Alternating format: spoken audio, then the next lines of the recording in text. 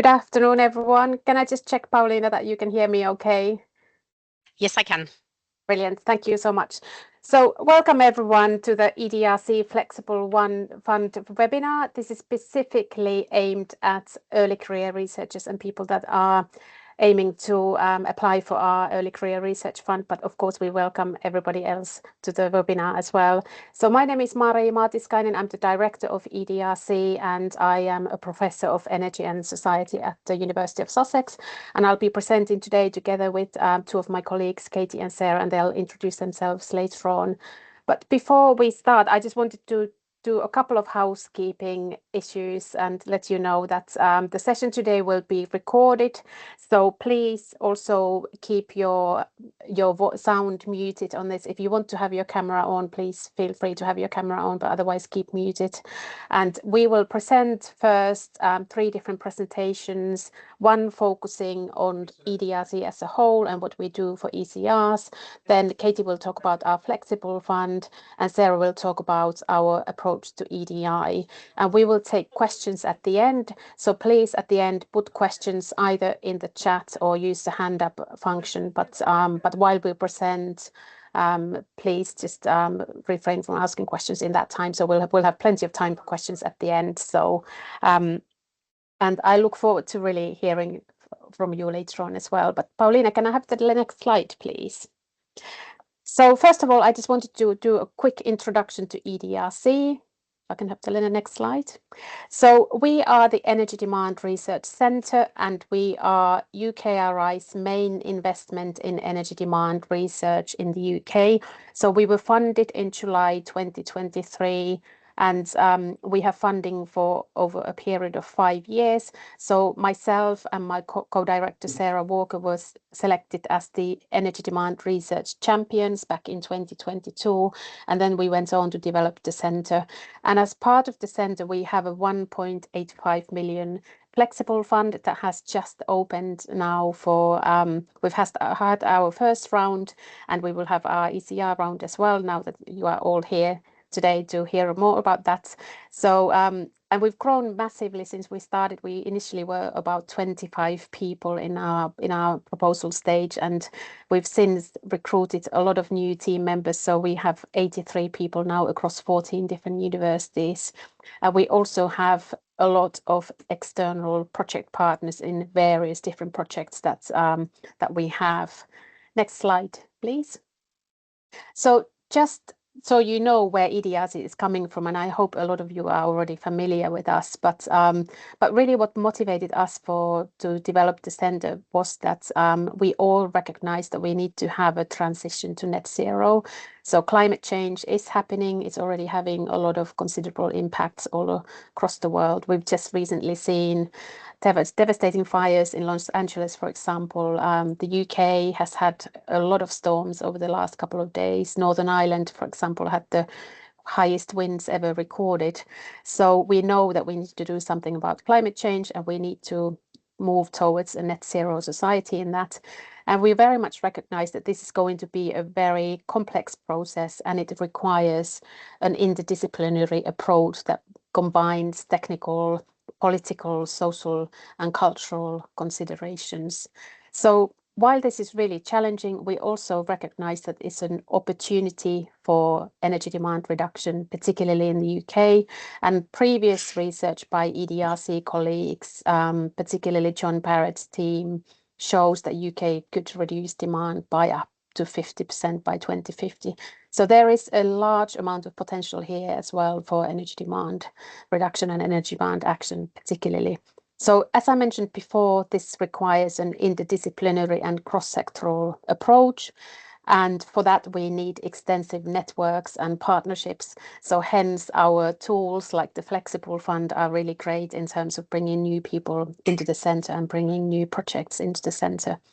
And we also want to make sure that we build on multiple previous centres' legacy. So for example, before as the Centre for Research into Energy Demand Solutions, as in CREDS, did a huge amount of good work already in this, and a lot of EDRC members were part of CREDS, and we also had the previous EU ED centres before that as well. So we very much built on the legacy that the previous centres have built, and we also have a very strong vision and core values that we want to keep in mind as we move forward. Can I have this next slide, please?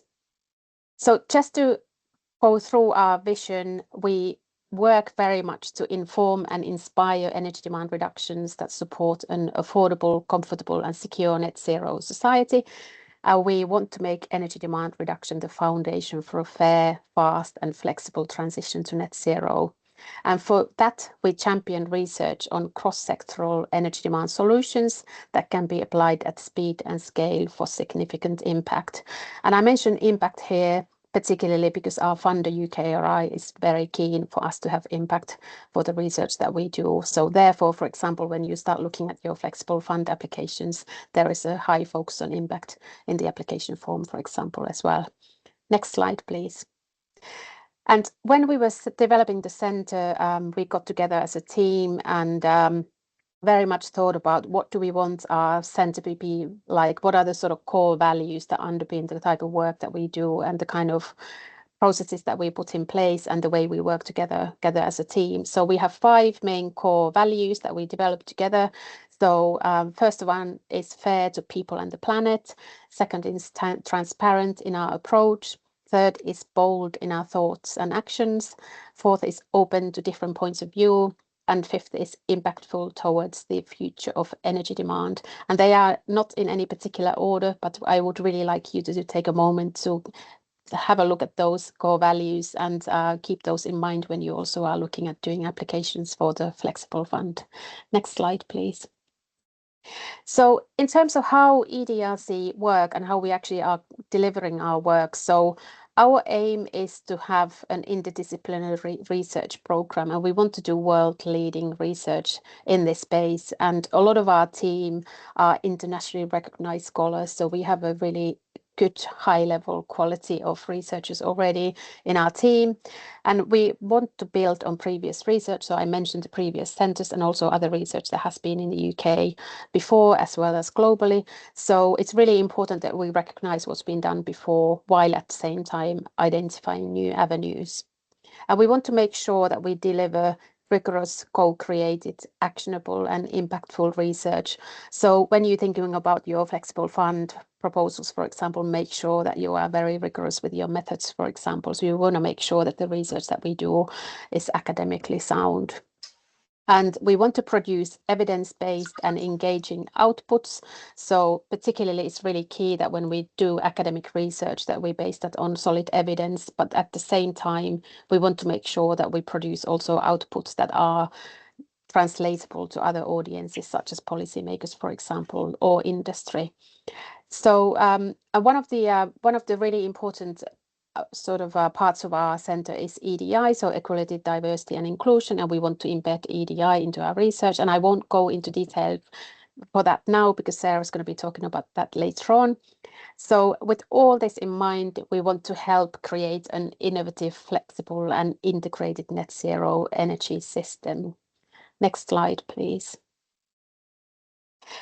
So we have 5 main interdisciplinary research themes, and you can go on our website and read a little bit more about the research themes, but I wanted to highlight that Futures is doing both qualitative and quantitative energy demand research, particularly combining insights from a citizens panel with quantitative energy demand modelling. In our flexibility theme, we combine the sort of technological and social aspects again, and particularly look at what kind of technological change and social change might be needed for energy demand flexibility in order for us to change the way we use energy and how that might influence our lifestyles as well. So in flexibility, we are also very much looking at what flexibility might mean in terms of behind the wall with all the tech, as well as out on the other side of the wall with people and how they use energy systems. Place is another theme where we consider particularly how local differences in networks, services and patterns, for example, might influence the way energy is being used across different places across the UK. So we very much think that a place-based approach is needed for faster decarbonisation, and this can bring a lot of different local and national goal benefits as well. And then in our governance theme, we examine the balancing of powers and resources between national and subnational actors, institutions and locations. And as part of the governance theme, for example, we have a governance co-production panel that involves expertise, particularly in civil service and energy policy making, that has started now helping our centre as well to formulate what actually governance looks like in practice from those people that are making those decisions every day when it comes to energy demand policy, and particularly the context of that. And last but not least, in our equity theme, we address the inequities in the affordability and accessibility of energy demand solutions. And this includes topics such as fuel poverty and transport poverty, looking at specifically also what kind of economic benefits energy demand reduction measures could bring, particularly thinking about jobs and skills, for example. Next slide, please.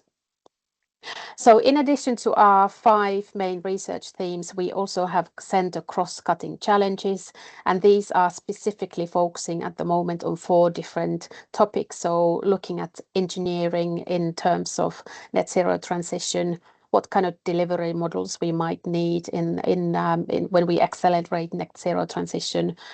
Energy security is really important as well, particularly thinking about what energy security and energy demand might mean. Why is it important that we consider energy demand also from an energy security perspective?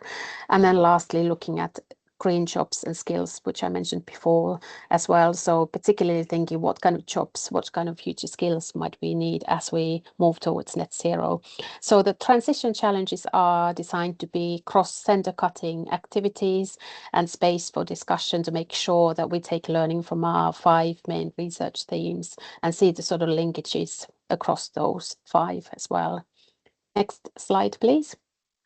So I wanted to also highlight a little bit about what ECR culture is like in EDRC, and this is very much something that we have worked together on with our ECR members of EDRC. So it's really important for us as a centre that we build capacity for our early career researchers as well as build a community.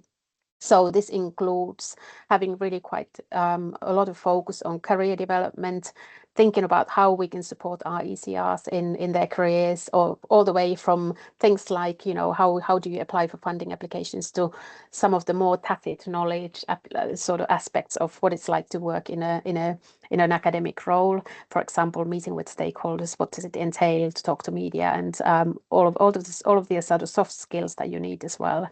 And a sense of belonging is very important for EDRC, so we want to make sure that the early career researchers, when they join our centre, that they become part of our centre and part of our community. So if your project is funded, you will be invited to join the ECR community for EDRC, and you will also be associated one of the research themes that we have, or one of the cross-cutting challenges, if that is relevant to your particular topic that got funded. So we very much want to bring people on board with the centre and to become part of our themes and part of our different working groups, and particularly the ECR committee as well. Next slide, please. So talking about the ECR committee, so we have an ECR champion who's Professor Kate Bangburn, and she's also the governance theme lead. And we also have an ECR committee or working group, and both Kate and the ECR committee together, they lead our community building and support activities for early career researchers. So, for example, they have developed tools like an ECR community Padlet for discussions. There's a varying range of different virtual coffee mornings, for example. There is organisation co-working sessions and webinars throughout the year, and a development of a mentoring scheme as well. And I mentioned earlier already that it's really important also that we build those sort of tacit knowledge skills and soft skills, so to speak, even though they are very important, but people often refer to them to soft skills. So we have a lot of different activities, and as our centre is located in such many locations, 14 different universities now, it's really important that we also have a lot of meetings. And so, for example, we have 3 main whole center meetings each year that everyone is welcome to attend. 2 of those are in person and 1 is online. So in addition to the theme meetings and the various challenge meetings, there are also whole center meetings throughout the year. Next slide, please. So I wanted to run really quickly some funding application tips from my own sort of expertise and my own experience that I've had in a number of years of applying for funding applications. Some of them successful, many of them unsuccessful. So I thought I'll just reflect on some of the things that have helped me along the line. So first of all, I think it's really important that you have a good idea. So funders generally tend to like something new and novel. So have a think about, what new can you bring to a certain topic, whether it's looking at it from a different angle in terms of empirics or methods, but funders generally tend to like the fact that you are bringing something new.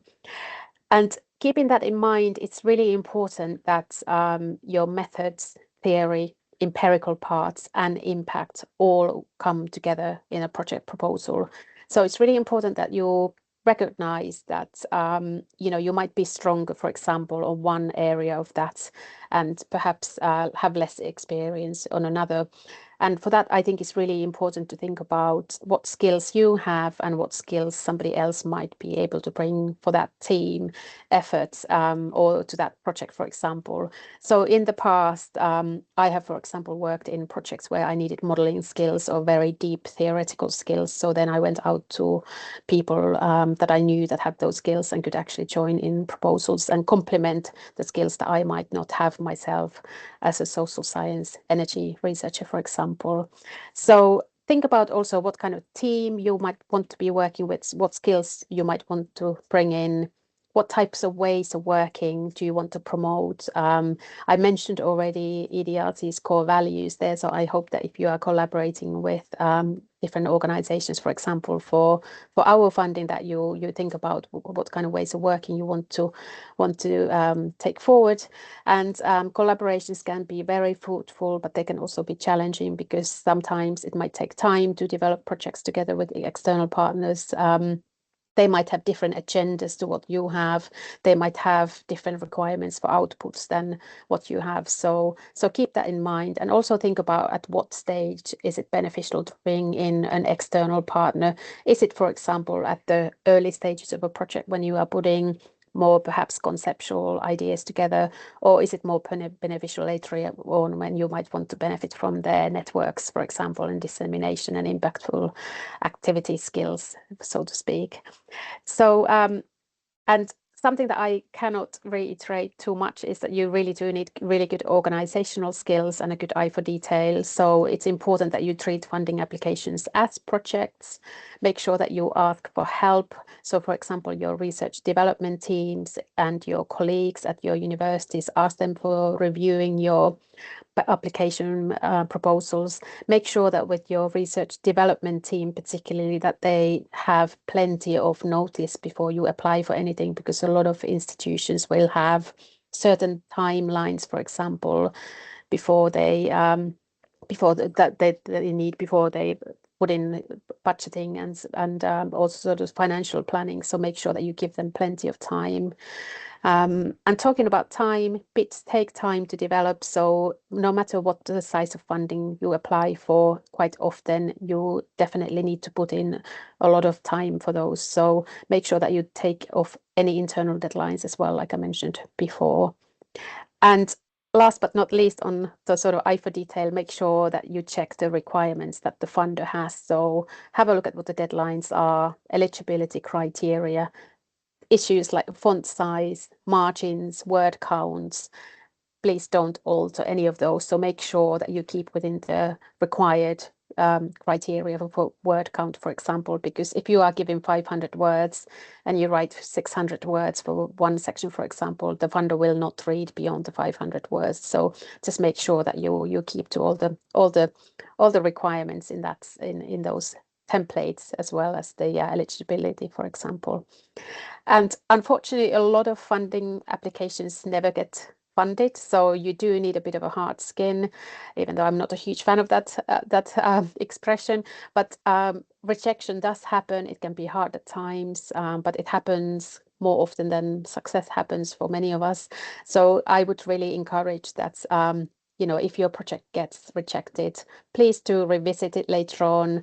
Take on the board any kind of feedback that you have from reviewers, for example, if there are any specific feedback. Think about what you can improve. Is there a way that you can, for example, extend your team, bring in skills that you might not have, and then think about recycling it to another funder. But also, if you do get feedback that is not very encouraging, there's also a really good way to something good to learn in the life of an academic, that there is also a time when you have to let go and make sure that if there is a project that you are not getting very good feedback on, perhaps it's not an idea that is working, perhaps you need to think about it and just leave it and move on. So talking about moving on, next slide please, and then I'll hand over to Katie. Thank you. Thanks, Mari. Thanks, everybody. So yes, my name's Katie Hiscock. So I'm the Senior Operations Manager for EDRC, and I'm based down at the University of Sussex, who are leading the centre, but I work across all of our universities and all of our partners. So lots to do, lots going on, and I'm going to give you a bit of an update and an introduction to our Flexible Fund. So hopefully it will help you think about your applications and what you might need to include. Next slide, please. So as Mari's mentioned already, the Flexible Fund is a 1.85 million fund, and we want to help support research related to energy demand reduction. So actually, we've split this fund into 6 sub-funds, and the ECR fund is one of those. And we hope to promote diverse projects and foster collaborations and partnerships. And we want to try and respond in a rapid way to some of those emerging energy research needs. So many of the funds are open both to the current EDRC team, so those 85 people across those 14 universities, but we are also opening up quite a few, I think it's 3 of our 6 sub-funds, to new applicants. So that's where many of you on this call will come in. Not currently involved in EDRC, but wanting to partner with us and potentially apply for our Flexible Fund. Next slide, please. So I'm going to run through what some of these funds are. The 3 that you can see on our screen at the moment are currently open to existing and new members of EDRC. So all of you guys that are on the call today, which is great. I'm going to run through a little bit what all of these sub-funds are, so it can kind of ground you in what the Flexible Fund is and what all of those sub-funds are, because there might be something else in here that you'd be interested in applying for as well as the Early Career Fund. So at the moment, our Rapid Projects Fund is currently open, and it will remain open until around December 2027. Some of our funds will be open and we'll be receiving applications on an ad hoc basis, so there's no set deadline. The Rapid Projects Fund is one of those. So we will be receiving and reviewing applications as they're sent to us.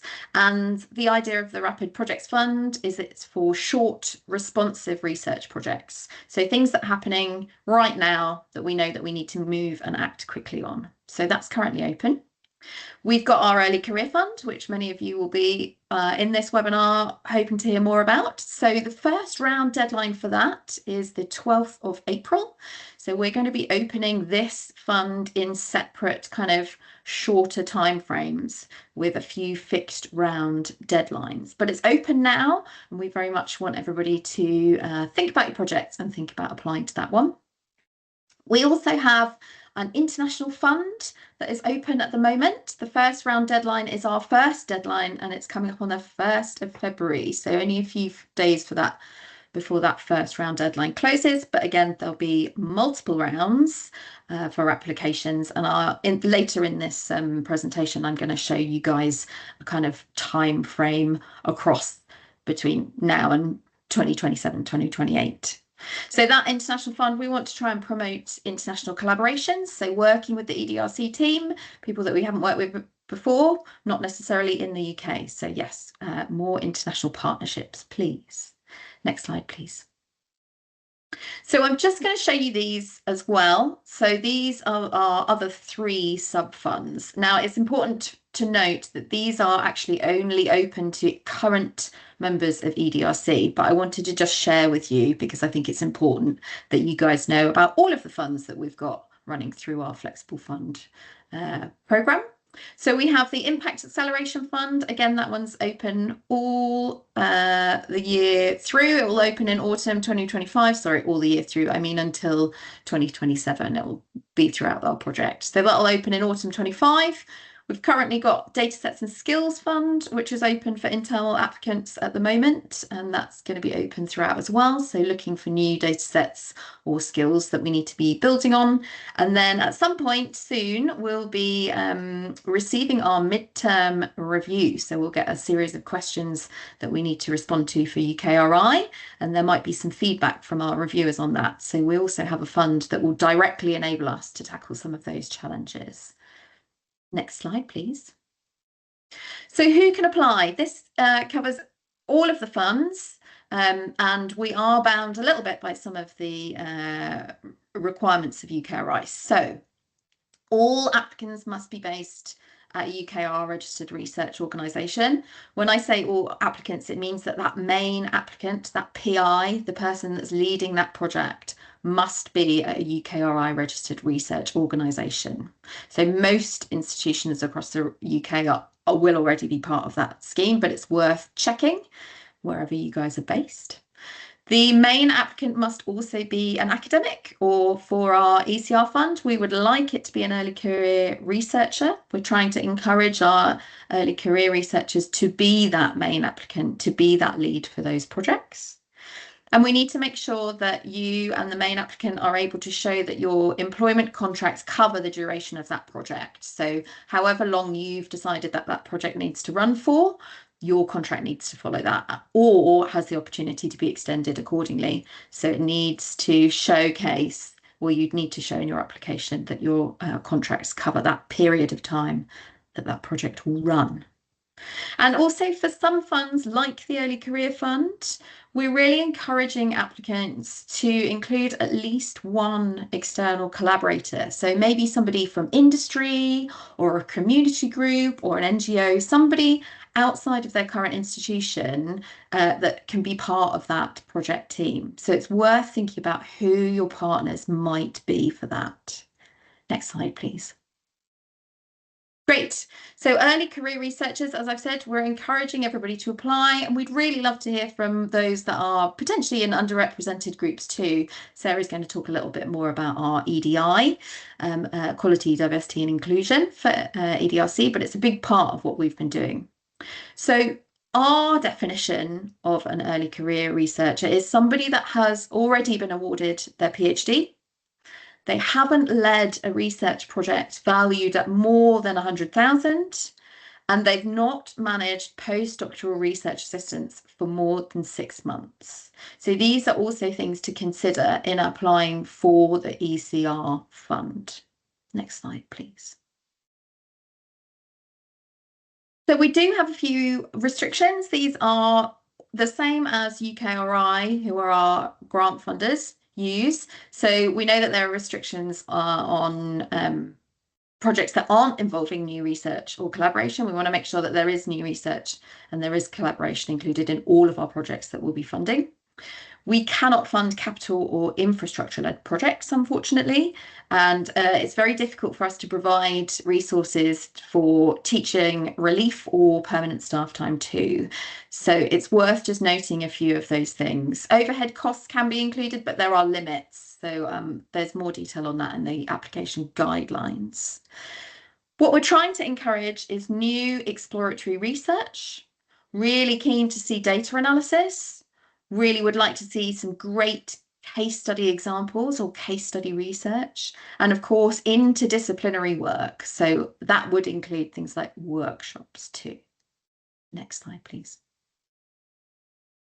And this is just an overview of what the application process looks like. This isn't just for the early career applications or funds. This is what the process that we use for all of our funds. So we are encouraging new applicants to have a conversation with our EDRC theme member. So we just want to make sure that our projects are complementing EDRC's current research and program of projects that we're running. So it's a good idea to have a think about who you might want to reach out to from our EDRC themes.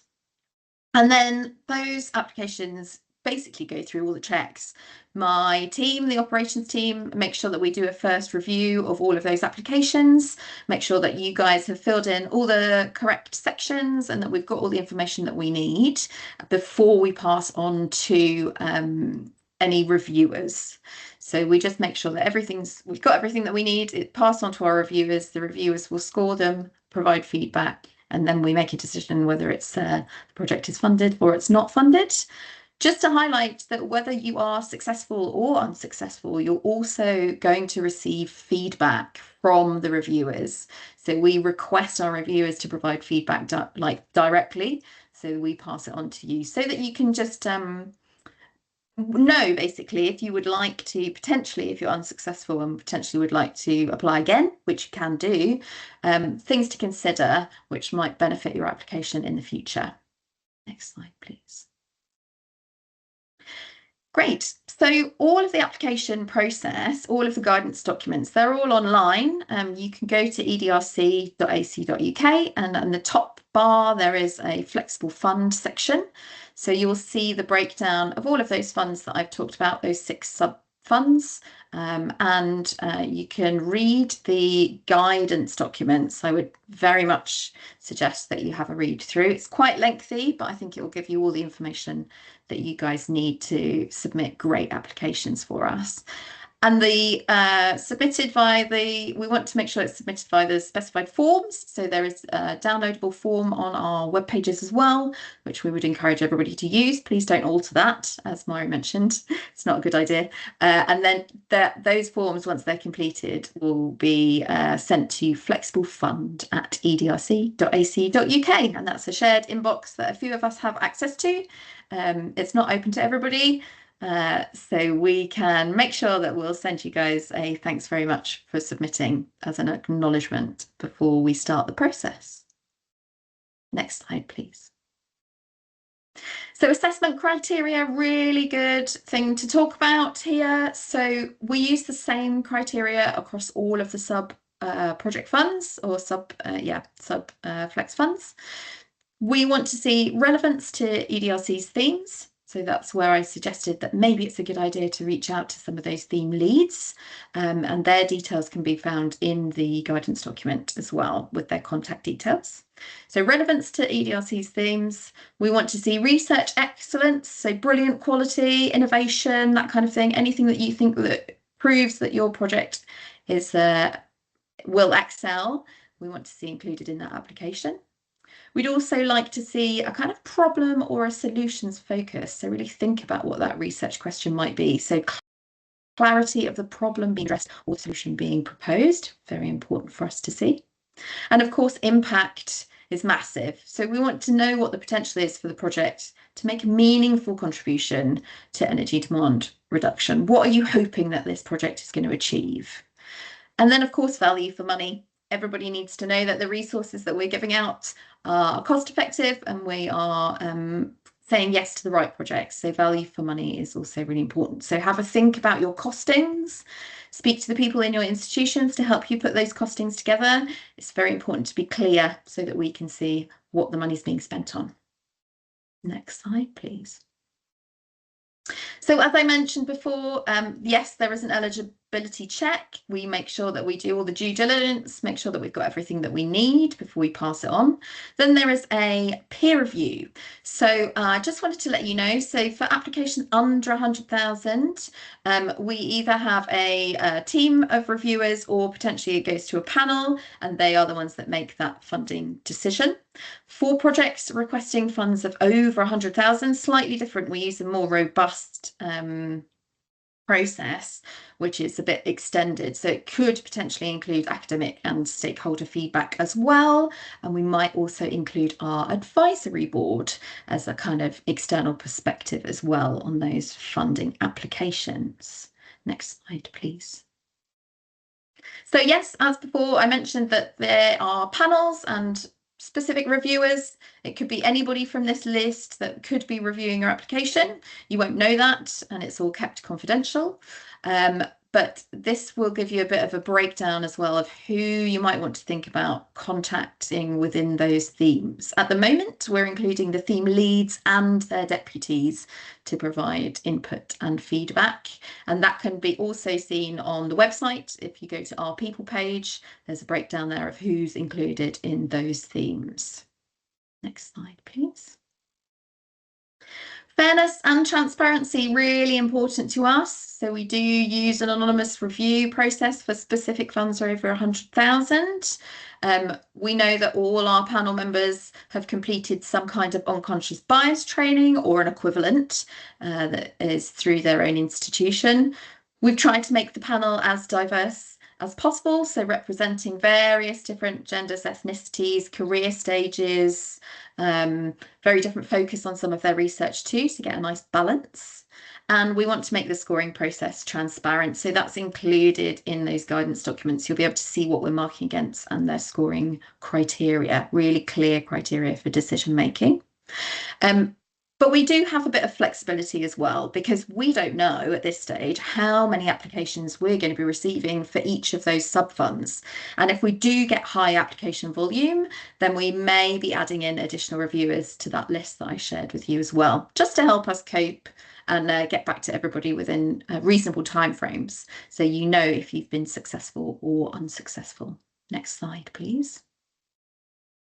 Sarah's going to talk a bit more about this as well, but equality, diversity, inclusion is very important to be considered when you're writing the projects. So we want to make sure that people are considering EDI throughout their project. What does that mean? And how are we adding value? We're going to be monitoring some EDI metrics as well. That's helpful for us as a centre. So what happens is once you've submitted an application, we share an online link to a Qualtrics form, essentially, where people can go in and complete an EDI survey. You don't have to do that, it's optional, but we would very much appreciate it if you could just tell us a little bit about yourselves, because it will help us in justifying some of our EDI metrics. Thank you. Next slide, please. So what are the requirements? So say your project's been successful, what is it that you need to do? Well, obviously you need to follow what you've put in your project proposal, but we're also going to be asking for a couple of other bits and pieces too. So you will need to do some reporting. We might be asking for kind of informal quarterly progress updates, depending on how long your project is, just to make sure that everybody's on track, everything's being spent as it should, and to make sure that you guys are getting the most out of it. And then there definitely will be a final report as well. We'd be expecting that to be completed and returned to us within 1 month of the project's conclusion. We'd like to see what the outcomes are, what your project impacts are, and how you've used those funds as well. So it's really important to include documentation of outputs. Think about that as you're completing your projects or going through the process, and how you've achieved impact. Really great to align those with the project's objectives. And something else that we think is super important is that public dissemination. We want to make sure that people know about the projects that you guys have spent your time writing and then completing. So one of those things is the creation of some kind of visual element for dissemination purposes, because as great as papers are, not everybody reads them, unfortunately. So we would like to see something like a poster, a flyer, infographic, maybe a short video, something short and sweet that we can say, hey, look at this great project that the EDRC Centre has funded. So it helps to share those project results with a wider audience and makes it more accessible as well. Next slide, please. So there are also financial requirements. So we are expecting a final statement of expenditure, and that can be within 2 months of the project's conclusion. It should detail how the funds were allocated and spent. One of the things that I also ask for is if there is any variation, because we know that things change and things, you know, don't always go as we plan, that you please reach out to us first before making decisions on spend. So just to note, you know, if you do find that something is more than you anticipated, or you can't deliver something in the way that you had hoped in your project application, it's just a case of reaching out to us and having that conversation first. So yeah, that financial statement has to accurately reflect the use of the funds, and that helps us with our transparency and accountability. And then, of course, contracting, we will share a grant agreement template / award letter, and that has to be signed by the lead applicant, but also I think we're going to ask all project partners to make sure that they've signed that as well. It's just to make sure that everybody's on board with our kind of grant agreement, and that they are going to be part of that project work. So that will come through if you have a successful project, and we do need that to be returned to us within a reasonable time frame. If it isn't signed, it may mean that the project can't go ahead. So just something to consider to get everybody on board. Next slide, please.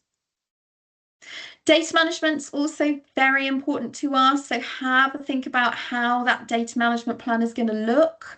For some, I know that it might be included in your kind of like ethical reporting as well, or ethical,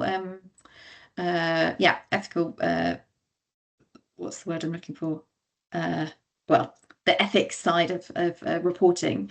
So they need to be responsible for ensuring the data is managed responsibly throughout the project duration, and then have a think about what you might do with any data afterwards, so archiving, or whether you need to be sharing that data as well. So just something to think about. And of course, because the project is funded through EDRC, there is a statement that needs to be made, like an acknowledgement. So I've just put that in green on that slide there. But that's for successful projects, and we'll share that with you as well. Next slide, please. Dissemination's also super important to us. If you haven't already signed up to our newsletter and followed us on socials, you'll see that we're really active in all of those spaces.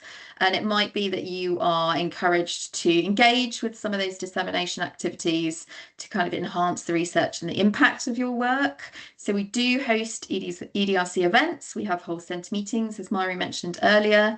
There's various different meetings, seminars, workshops, that kind of thing. So this could be a great opportunity to showcase how your research is contributing to energy demand reduction and the centre.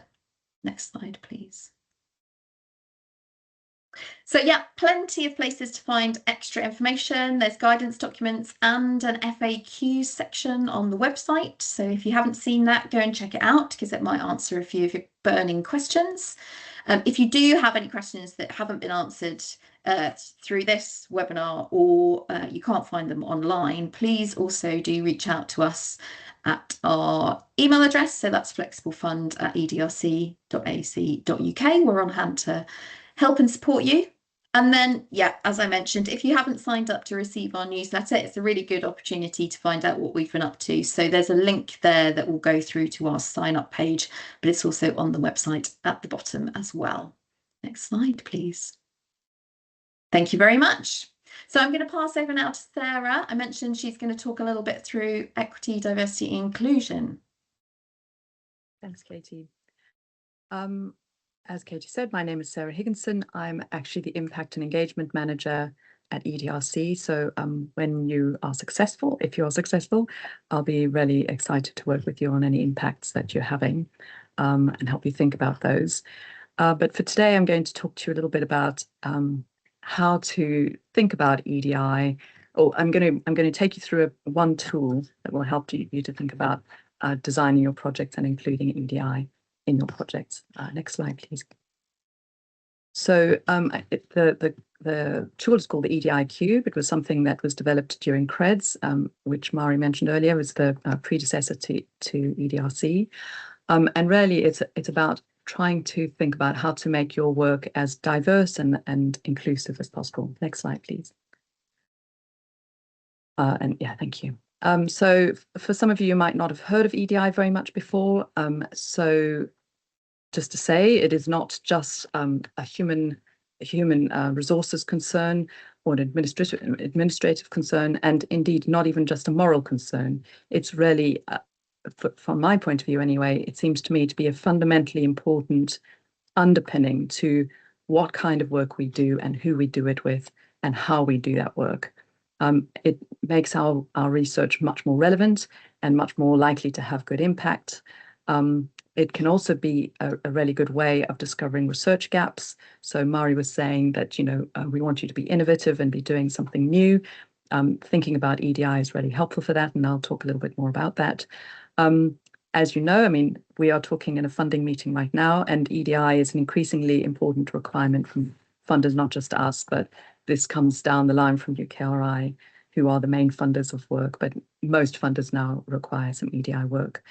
Or some thinking around EDI to have happened. But I just wanted to warn you against what I call EDI washing, which is a little bit like greenwashing. And in fact, this picture on the slide, it kind of exemplifies it a little bit, this idea that we can just kind of do something on the surface and that will be enough. Actually, EDI has the power to really transform the way that we approach our work. Next slide, please. So this is the EDI Cube. And as you can see, it's just really a visual aid or a mnemonic device to help people think about the different aspects of EDI in one, having one visual aid. So I designed it as a tool to help people who were designing projects. You can also use it for training and evaluation purposes. And as you can see, it's got it's not really a cube, it's a cube on here, but it's not a cube in real terms. And it has the three different faces of a cube, which I will go through next. Next slide, please. Yes, there are these alternative representations of the cube because some people find it difficult to look at all the information on the cube in one place. So you can also use, if you find it easier, the EDI links or the EDI cogs, but it's basically the same information. Next slide, please. So first of all, I just want to talk about, so on one face of the cube, you've got E, D, and I. So I'm going to talk about those three things. So E can stand for equality or equity. For me personally, I prefer to talk about equity, and this slide explains why that is. So equality is the picture on the left. You probably will have seen these pictures around.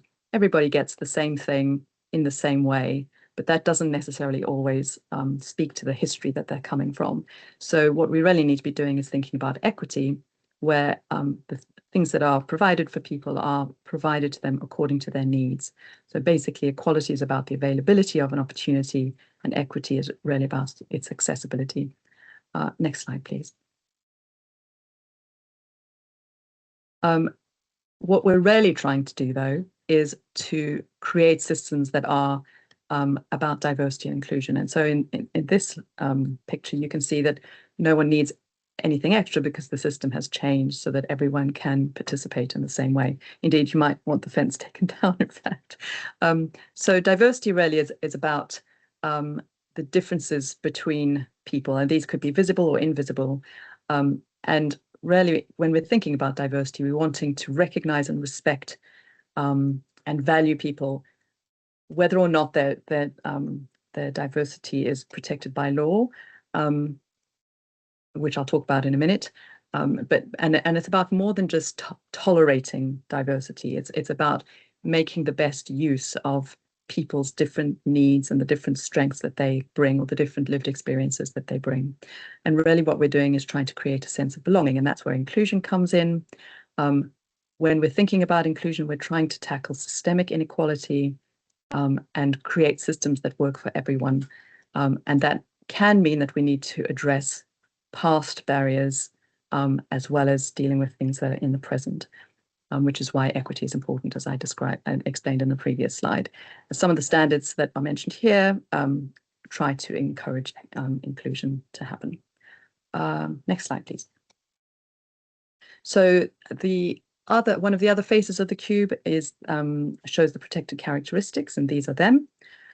They are protected by the Equality Act of 2010. And if you look up the Equality and Human Rights Commission, you will find them. There are 9 of them, and they're listed here. And they are not completely comprehensive, so there are quite a lot of things that are not included. But you can see that they would be quite difficult to include. So, for example, one of the great determinants of success is a person's parents' educational level, but you can see that it would be difficult to have a law protecting that. Nevertheless, it's just to say that these characteristics are not completely comprehensive, so you can also be thinking about other types of characteristics too. And these days it's less important to say it, but when this was first developed, people were just really starting to talk about intersectionality, and this idea that people might be experiencing more than one or even several different characteristics simultaneously, and therefore there's no one-size-fits-all approach. In order to achieve fairness and equality of opportunity, you need to kind of plan for the specific thing that you're doing. Next slide, please. The third face of the cube covers the 3 Ps. And this was developed by myself and Mari, in fact, and some other colleagues when we were applying for an unsuccessful, as it turned out, piece of work. Well, sorry, the piece of work was unsuccessful. The funding bid was unsuccessful. And we came up with this idea that there were these 3 Ps, and that they are people, process, and project or program. And really what happens here is that this is an opportunity. So as was said earlier by Katie, we're interested in you filling in our EDI survey, but it may be that your team is not particularly diverse. Maybe you just don't have those people yet in your network. But where you can include them, of course, that would be great. But you might also think about who your stakeholders are. So it might not just be you yourself or your immediate team who are diverse in whatever ways that may be, but there may also be people that you can work with out in the community, as Katie was saying, with NGOs or other kinds of organizations who might increase your diversity metrics, if you like. Then thinking about the process of how you do your project. So this is not just processes like, I don't know, how you recruit people and things like that, but the kind of methodologies that you use in your data collection process, for example. What kind of data are you going to collect, about whom? How are you going to allocate resources in your project? Have you really thought about how much money it takes, for example, to reach out to diverse groups of people, or to get to the so-called hard to reach, although I don't really like that phrase. So really thinking about the different processes in your program and the implications of taking an EDI-led perspective is important. And then in terms of the actual project that you're doing, and I think this is probably the most exciting thing for me, and I've mentioned it already earlier, just thinking about, is there a different perspective that you can take on your particular project if you come to it from an EDI point of view? So next slide, please. I think there's another. Yeah, so for example, myself and a colleague at CREDS worked on thinking about energy demand and racial justice. And there just wasn't any work in this area.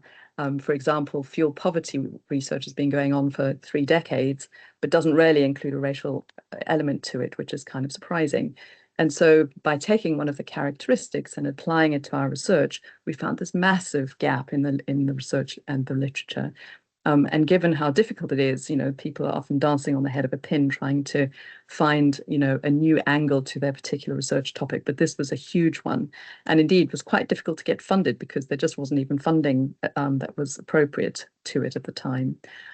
So it's really important to think about whether EDI might actually be the subject of your investigation, or whether taking a particular angle inspired by EDI to your research might help you do something a bit different from what everybody else is doing. So that's the way to use the cube. Basically, you can not use it as a checklist, because I think it comes up with something like 91 different things that you need to check off, which is a little bit much for anyone, but just as an inspiration, really, just to help you think about, well, I don't know. I mean, I sometimes do a workshop using the cube, and one of the things that we talk about is electric vehicles and parking. And, people have used pregnancy as a thinking about, okay, so if a pregnant person is in a parking space with an electric vehicle, what would that mean for the parking? Like, what would the parking need to have that's different if they're not pregnant? So that it just kind of helps you to think about things from a different point of view. And so this particular slide just talks about a project that we worked on. Well, there were two projects actually. One done within CREDS that was which came up with this ladder of racially just research. And then this link here is to a project called Repair that was funded by another funder, a small piece of work that we did in the east of Oxford. And I think that's it. If you just go to the next slide, I think we're going on to questions. Yeah. Thank you, Sarah. So yes, we're back to me, and this is an opportunity now to answer some of your questions. So thanks to those of you when you were signing up on Eventbrite, because we asked for some pre-submitted questions, just to give us a bit of an idea of what and where people would like some further information. So what I've tried to do is just follow up first with a few of those pre-submitted ones, and then I'm going to open it up to the floor, and you can either write your questions into the chat, or if you'd like to raise your hand, we can come round to you and you can pop your camera on if you want to, or you could just pop your microphone on and ask us directly. It does mean that I get to put on the spot a little bit, so sometimes it takes me a few minutes to have a think through, but I'll come back to you as soon as I can. Brilliant. So next slide, please, and I'll just go through some of those pre-submitted questions, if that's all right. So who is eligible to apply for the EDRC Flexible Fund? And what are the key criteria for early career researchers? Do all applicants for a project need to be ECRs? So there's a few bits to this question already.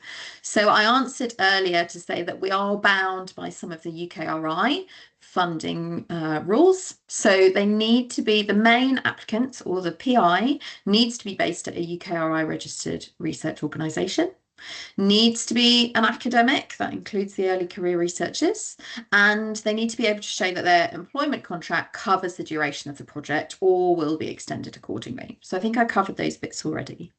Now, we define an ECR as an academic who has been awarded a PhD already, so you're no longer a student, has been a PI, has not been a PI or a project lead on a single research project. We're saying valued at more than 100,000. That's the full economic cost. And thirdly, they've not led a project that includes more than 6 months of a postdoc research assistant time before. So this could be something that's totally new to you guys. We are encouraging applicants to include at least one external collaborator. So I mentioned before that might be a project partner. So we want to see that kind of co-production of research or dissemination or engagement as part of that application. Like, who is it you're working with? Think about your stakeholders. Think about who are your other project partners. Do all applicants for a project need to be ECRs? They don't all need to be ECRs in the early career fund, no, but we would strongly advise that the main applicant or the lead for that project, the PI, is an early career researcher. We think it's a great opportunity for you guys to actually lead something yourselves. So we would really like to see it if the main applicant is an early career researcher. So one of the other questions was, can international researchers or PhD students apply? So unfortunately, because the main applicant needs to be registered at a UKRI registered research organisation, and the constraints of our funding mean that we cannot fund students, they cannot be the lead applicant or the PI on our Flex Fund applications, but that doesn't mean that they can't be part of the team. So they could be named as a co-I or additional researcher. They can be included, but they just cannot be that main lead applicant. Next slide, please. So one of the other questions we had is, what is the expected duration and scope of funded projects, and how should applicants align their proposals with EDRC's research themes? So there's a couple of bits to this question too. So currently the centre will end currently in June 2028. So our proposal is that projects should really be ending by late 2027 or very early 2028, because there will be end of term reporting that needs to be done, both for the project and for the whole centre. So we need to make sure that we've got all of that information before that kind of June 2028 deadline. So it's a long lead time. If you're successful now, it could be a really massive project that lasts a few years or a number of months, or it doesn't really matter. You can also submit much shorter applications as well. That's absolutely fine. So I can't give you any specifics, but I would suggest you should be looking to finish up by late 2027. And I also mentioned about aligning the proposals with our research themes, that we've got theme leads and their deputies available to discuss project ideas. So we want to make sure that your projects are complementing EDRC's current research programme and the work that we're already doing, and that we're not duplicating anything. So there are further details of who and how to contact them. So their email addresses are in that guidance document that you can find on our web pages. So another question that came in is, can you provide examples of the types of projects or activities that have been successfully funded? Well, actually, no, I can't. Not at the moment, because our early career fund only launched 2 weeks ago. So at the moment, I haven't had any applications in, and I haven't given anybody that successful email yet. So I can't tell you or give you any specific examples. Sorry. Maybe that will come in time, and the closer we get to funding some of our successful projects, maybe I'll be able to have a think about how we might be able to include some case studies or some examples of projects up on the website.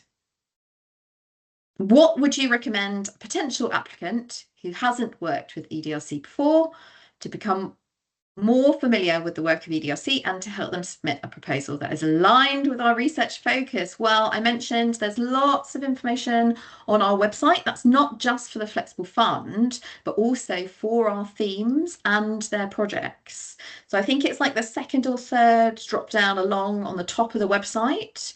There is a page about our research, and there's a drop down there and it lists all the themes, and at the bottom there's a project specific one as well. So there's lots of information on there about what we are currently doing.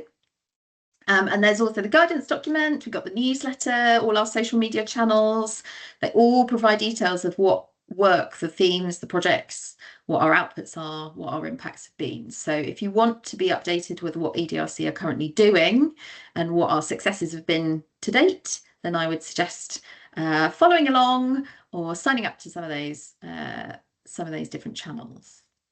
Next slide, please. So what kind of dissemination is expected from the projects?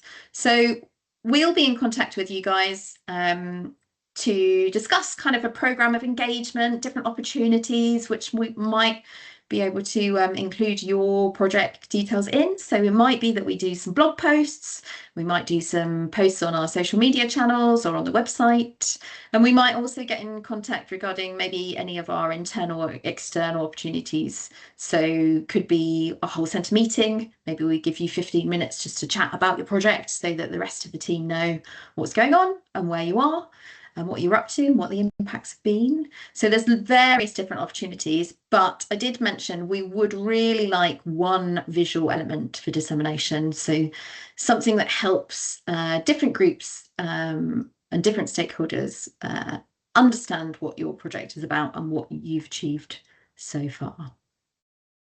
And then final question, I think, on what our reporting requirements are. Well, I ran through a few of them.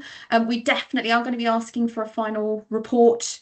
That's probably within a month of the project's conclusion, detailing outcomes and successes and impacts and financial use of the funds. So everything that's basically you've written in your project application, we just want to make sure that it aligns with what you said you were going to do. And then we'll obviously be in contact as well to make sure that things are going, progressing well. So we might do little quarterly updates and reach out to you and say, hey guys, how's it all going? Hope it's going well. And then if there are any issues, we can talk through different opportunities or ways around them in those catch-up meetings too. Next slide, please.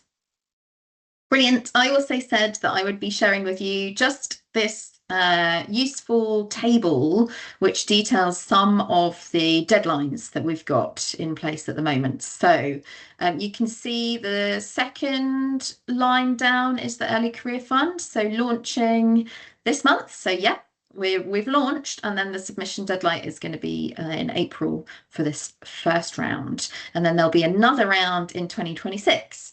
Now I just want to highlight as well that we do have, EDRC does have the flexibility to move some of this around, and it is a bit dependent on how many applications we receive. It might be in a very lucky scenario in that we don't spend everything that we've allocated for these different pots. So there might be more funding available further down the line, but at the moment we don't know, because it all depends on you and whether you want to submit an application in this round, in the next round, or to a totally different funding pot. So we are keeping our eyes peeled to see what happens over the next few weeks and months. Next slide, please. Great. Well, I can see that there have been a few questions, I think, coming into the chat. Please do pop your hand up too if you'd like to ask a question directly that hasn't been covered already. Would you like me to read out the chat questions? That'd be great. Katie? Thanks, Sarah. Okay, so the first one, thanks for the session. I have a couple of questions about eligible costs. Can a PI be a permanent staff member of the uni, i.e. a research fellow or lecturer? Can their time be funded as a PI? And will they be able to hire a PDRA and administrator on the project funds, estimated at 72K, for the amount of time that can be afforded within this project budget? This person also then went on later to clarify, obviously, that this person would be an ECR, according to our definition. So okay, so there's a few different bits to that. So they're an ECR, and they'd like to be PI. They're an ECR, would like to be a PI, but they're a permanent staff member, which seems surprising. A research fellow or a lecturer. Okay. So yeah, so they managed to become a research fellow or lecturer, but still remain an ECR under our definition, I guess is the point. Yeah. Okay. So there's a few bits to that. It's hard. Okay. So first of all, if they're a permanent member of staff at their existing institution, I think it would be difficult to be the PI in this scenario, and it might involve a question to your research and innovation team. So whoever your managing team might be at your current institution, because there might be some guidelines around what your current institutional processes are for that. Would they be able to release you if your project were to be successful for X number of months, depending on the length of the project that you put together? Would it mean that your contract would have to be extended or changed slightly? So there might be a bit of digging that person or the applicant might need to do first. I think there was a second part to the question, which was about employing. Yeah, it was whether would they be able to then employ a PDRA and administrator? Yes, that would be possible. Yes. You would be able to employ a PDRA. That could be somebody that's currently about to finish up or doing their PhD at the moment, for example, and they have enough time. They weren't wholly funded through, or they had enough time to allocate to the project. So yes, that would be a possibility, somebody to help out with some research work, yes. Okay, next question. When you say external collaborator, can that include an industrial partner, or should it be a separate academic institution? No, it doesn't have to be an academic institution. And yes, it could be an industry partner. That would be great. We actually have an industry champion, and I know that Sarah's been doing lots of work on impact and engagement with our different stakeholders. So yes, industry is perfectly fine to be a collaborator. No problem. But it doesn't have to be the collaborator. But it doesn't have to be. No. No. It could be a separate academic institution. That's right. Yes. Absolutely. Okay. Yeah. Regarding the question about international researchers, can an international PDRA apply? I think you said no. It would be a no to being the lead or the PI for that project, but they can be included in the project team, so they could be a co-I. Right. Okay, you've covered the end date, but what about the start date? Are there any restrictions associated with when the funds are awarded? Yeah, there's no restrictions. It's just the time it takes for us to work our way through the application process. So the idea at the moment is that we are trying to get back to applicants within a 3-week window. So that gives us enough time to check that you've submitted all the correct documents and that we've got everything, pass it on to our reviewers or our panel, depending on how much the application is requesting, and then how many applications we've received, and then get back to those applicants. So we're trying for a 3-week window at the moment. We've been successful with a couple. And then it would be about signing that grant agreement template that I said we would share. So that would be the PI and all of the partners would need to sign that too. So I guess it just depends how quickly some of these contracting needs can get signed off and then ready to go. Right. So I think we've answered the next question, but it's in a slightly different form. So, but I'll just read it anyway. So could the external collaborator be from another university, or should they be from industry? So they could be from either another university or industry, right? Yes, right. Absolutely. Yep. Okay. You can have as many different universities included. It doesn't have to be everybody from the same institution. I can just see Mari's got her hand up. Yeah, can I just add to that also that we also encourage people to have non-industry partners and collaborators. So if it's an NGO, for example, or a charity or another organization, so we encourage those as well. Thanks. Indeed. Yeah. Okay, next one. Can a knowledge transfer partnership associate apply for ECR? I guess for the ECR funding, as he's already on UKRI funding, but not the lead.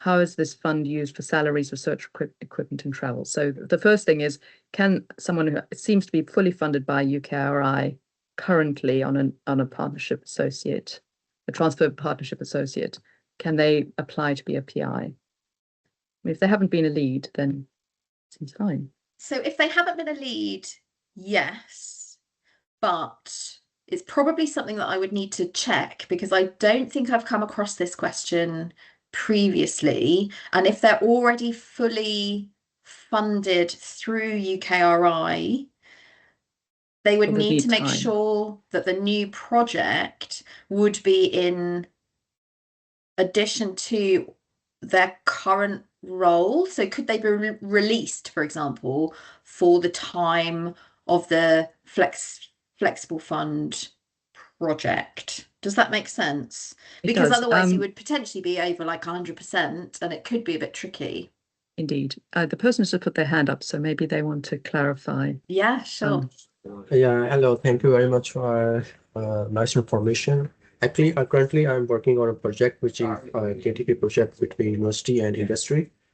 So it was written by them, but I was hired on that project. So I am not a lead on this project. So I'm just an associate working on this project. So that was my question. So can I apply for the ECR funding or not? Yes. Sorry, I should Yes. answer the question. That's Yeah, not my yeah, job. you could. Yeah, thanks, Sarah. Yeah, absolutely, you could. You're not a lead, you're just part of the project team.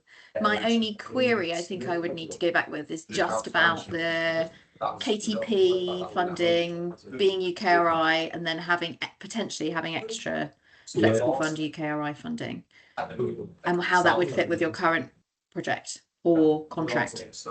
Yes, my project is already it's been 1 year, and there's 1 year left into my project. So it could be a perfect opportunity then if you were potentially to apply for like the next round. Potentially, that would be quite a nice segue maybe with your current project finishing up and then a new one starting if you're successful. Yeah, but after that, to apply for the ECR funding, I had to be in some institution with a contract, right? That's right. So they would need to assure that your contract remained for the duration of the Flexible Fund project. Okay, but if I extend my contract with the industry that I'm working on, so it means I cannot apply for as a PI, but I can include some partners who can apply for as a PI, and I can join their team. Yes. Okay. Yes, Thank you. I think so. Yeah. Thank you, Erin. If you find a PI who's at a university, Yeah. then you could be on their team. Yes. Okay. Thank you very much. No problem. If you could mute yourself again, please. And then I think there's another question. Let's just pop. Oh, so well, he had a follow-on question, which is how the fund is used to fund salaries, research, equipment, and travel. So I guess that's just part of the budget, right? Yeah, although we can't pay for research equipment, unfortunately. That's one of our caveats, that UKRI doesn't provide money for specific equipment. So, for example, if you wanted to purchase a laptop to help you do the project, unfortunately, we couldn't cover that. So just something to bear in mind is like physical things, quite hard to pay for. Travel subsistence, that's fine, because that might be part of your data collection or your interviews, that kind of thing. So that would be absolutely fine. Great. So I think we've answered this question already. They've asked, is a collaboration between two academic centres or universities possible? And the answer is yes. Absolutely. Then we will go on to the next one. I'd like to allocate as much budget as possible to a project partner. What should I bear in mind? Well, I think you should bear in mind that we are providing funding up to 80% full economic cost. So the 72,000 cap for the early career fund is the maximum that we as EDRC will be able to fund per project. So one thing to bear in mind is that your institution or partner would need to fund the extra 20% to make it a full 100% costing. So that's something to think about.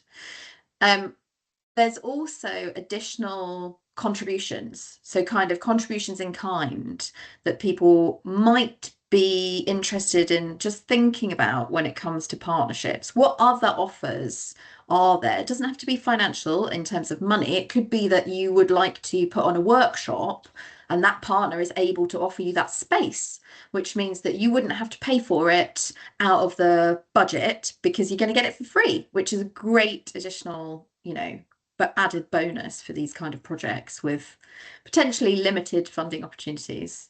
Yeah, so that's something to think about. Mari's put her hand up, so she might want to speak to this as well. Yes, yeah. So I wanted to also add that just bear in mind that because this is an early career research fund, so reviewers might, for example, also look at things like what is the researcher's part in the project to make sure that it also meets our objectives of wanting to build capacity for early career researchers, so that the researcher and the PI is also involved in the project in terms of doing research, so that they don't just hire somebody else to do the whole project for them, if that makes sense. So just bear that in mind also, that reviewers might pick up on the balance of project funding. Yeah, that's a good point. I guess don't put in an ECR just because it's an ECR fund. There are other funds available. So if it's not a good fit for early career research fund, doesn't mean that early career researcher can't be included in a different one of our funding pots. maybe it would be a better one, maybe elsewhere, don't know. Thanks. Okay, so this next one might be more for me. So how should we consider incorporating EDI into more technically oriented projects without EDI washing? So I will just respond to that by saying, so I had a conversation once with some colleagues in an engineering department who said EDI wasn't relevant to them because they, if you were, for example, building a bridge, because really you just want to build a bridge that has, is technically sound, that's not going to fall down, which of course is important.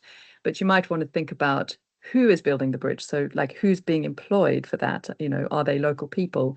What kind of skills are going to be left behind in the community?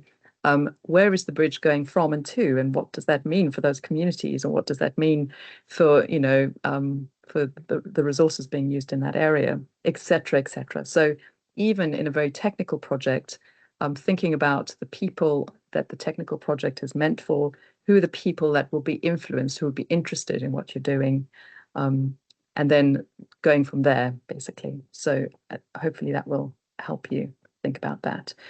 The next one is, as a part-time permanent member of staff, could I be a PI and uplift my contract to full-time for the duration of the project? Yes, that would be possible from our perspective.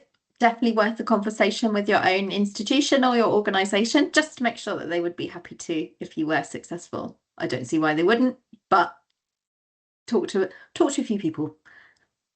Okay, so I think this person has misunderstood the criteria next. So they ask, can only UK nationals be PIs?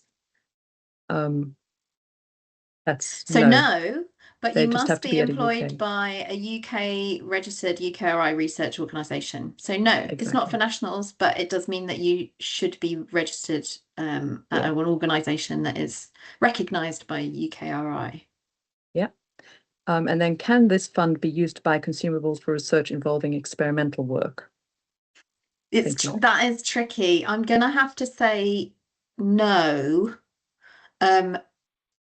because equipment isn't really covered by UKRI. It could be part of your 20% Contribution. Thank you. Yeah, contribution potentially that could work, but that would need to be essentially covered by your organisation. So that might be the 20% that they're putting in. They provide the thing, say it's a laptop, and then you receive the funding for the rest of the research project. Okay, and so far, last but not least, we have Jane, who's patiently been waiting with her hand up.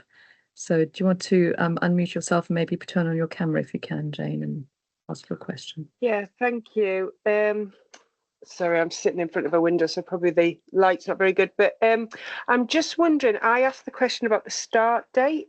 So my question wasn't about how soon could it start, but more how late could it start. So if you were awarded the fund so I think the deadline's April, if you awarded it in May, when do you have to start it by, if that makes sense? Is there do you have to have started it within a month or a year, or what is it? Is there a limit? We haven't really defined that, because I think most people would want to get running with it, especially if it's kind of addressing maybe a very current research need. So I know, are you asking whether it would be better to hold off potentially for the next round, or whether to get the application in and then think, okay, we've been successful, but actually we're not going to start until 2026? Is it that so kind of? So my contract at the moment lasts till this time next year, so I've got another year on my contract. But I'm thinking, similar to the other gentleman that asked the question, if my contract ends in February and then I'm waiting till April to put the application in for the next round, I've got a gap, which is an issue. And this project that I'm thinking of kind of runs is kind of built on stuff that I'm doing now. So it's kind of like there is rationale behind it. So I'm just wondering whether that's a problem or not. I don't really see it as a problem as long as your organisation is also on board with those potential timings. And I think the only other thing to think about with that is whether there would be any significant changes if you were to start in another year's time, for example. You know, in the kind of current climate that we're all experiencing, we know that costs, for example, have been rapidly increasing. So when we, originally wrote the proposal for EDRC, for example, travel wasn't as challenging as it is now because we've seen a rapid increase in the prices of everything. It's that kind of thing. But generally, I would say you would be okay. And we haven't put any like hard stops on when projects could start, just that finish that would need to be end of 2027, realistically end of 2027, very beginning of 2028. It is normally the case though, Jane, that in academic research, if you get, if you're working on something, people are always writing proposals and then they get funding in, and then you negotiate with your employer to extend your contract, and you work in parallel on two different things. I mean, that's the normal way that academics work. So that would probably be the way that you would do it. You get started and then, just work in parallel. And I mean, it depends on the current contract, whether you have that project has an end date that you can't extend, then that's a bit different, but very often you can do both. Yeah, so perfect. Talk to your manager and see what they would say. Thank you very much. No problem. Anybody else? Oh, here's another question, perfectly timed. Can the PI's time change throughout the project timeline? For example, starting with 50%, moving to 100% by the second half of the project. And then there's a second question, which I'll come to when you've answered that. Yes, you could do that, absolutely, as long as you are clear in your expenditure. So in that financial table that's included in the template, the application template, I would make sure that that's clear when you're doing the costings and thinking about when they might increase in their time. Mari, do you want to say something about that? Yeah, I would like to add something also, just again for reviewers, and if I was, for example, reviewing an application and there was a change in the PI's time commitment, I'd be looking at very carefully at what point does that time commitment change. So for example, if they put in a first year of a very small percentage versus then a second year on a very high percentage, I would have concerns about whether the project is actually going to start off by doing enough to get to the deliverables. So again, just be wary that how you put that in the proposal, and what a potential reviewer might be doing in terms of if they think about it. Well, actually, usually a lot of stuff happens in the first few months of a project because you want to get things started, particularly if it's a shorter term project. So yeah, just as I'm here like thinking with my reviewer hat on for some of these questions as well. Thanks. And then a second part to that question. Is it possible to buy things like thermal cameras, temperature trackers, and energy monitors, which would be used, as part of project design? Unfortunately not. I think it's back to this consumables question. So equipment's really difficult for us to be able to fund through the flexible fund pot. Yeah, I'm sorry, but I don't think it would be. Sometimes you can get your project partners to pick up things like that, especially if you're managing to work with someone, who makes temperature trackers or something. I don't know, you can think about it a bit creatively, perhaps. Anyone else with a question? Otherwise, we will end early, but we'll just give you a couple of minutes if you've got any further thoughts or questions. And of course, if you do have questions, you're free to email them to the Flexible Fund email address that has been put on the slides and is on our website. Looks like we're all done then. So thank you to everyone for coming along, and the recording will be on our website